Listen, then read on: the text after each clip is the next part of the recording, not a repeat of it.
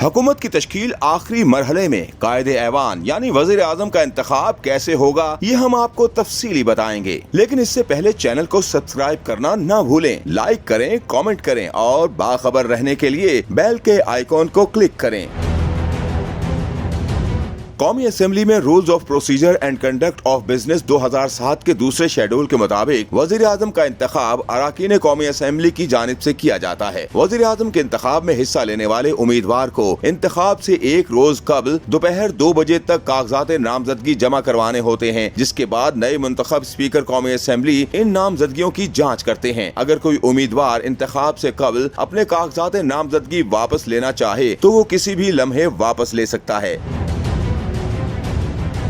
वजीर आजम के इंतखाब से काबिल कौमी असेंबली के स्पीकर की जानिब से 5 मिनट तक घंटी बजाने की हिदायत दी जाती है ताकि गैर हाजिर अराकीन ऐवान में आ सकें। सबके आने के बाद असेंबली का स्टाफ लॉबी के तमाम दाखिली और खारजी रास्तों पर तैनात हो जाते हैं और वोटिंग का अमल मुकम्मल होने तक किसी को आने और जाने की इजाजत नहीं होती।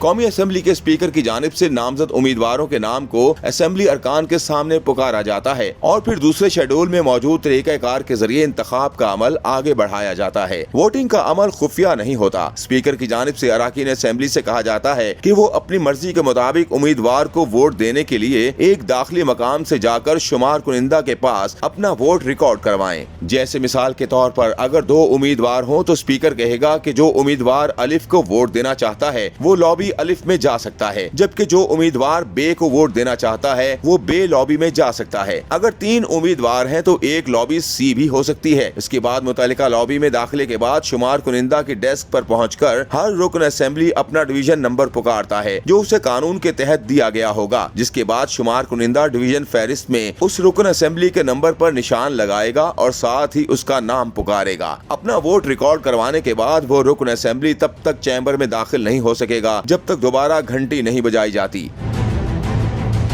स्पीकर असेंबली की जानिब से इस बात पर इत्मीनान करने के बाद कि तमाम अराकीन ने वोट डाल दिया है, वो वोटिंग के अमल के इख्तिताम का ऐलान करेंगे। इसके साथ ही सेक्रेटरी डिवीजन फहरिस्त हासिल करके वोटों की गिनती करेंगे और निताइज स्पीकर के सामने पेश किए जाएंगे और स्पीकर की जानिब से निताइज का ऐलान किया जाएगा। अगर कोई उम्मीदवार वोट की मतलूबा तादाद हासिल करने में नाकाम रहा तो तमाम कार्रवाई दोबारा से शुरू की जाएगी। वाज़ेह है कि 342 रुकनी ऐवान में कायद ऐवान मुंतखब होने के लिए 172 वोटों का हसूल लाजमी है। मजीद खबरों और तज्जियों के लिए देखते रहिए SNN न्यूज़।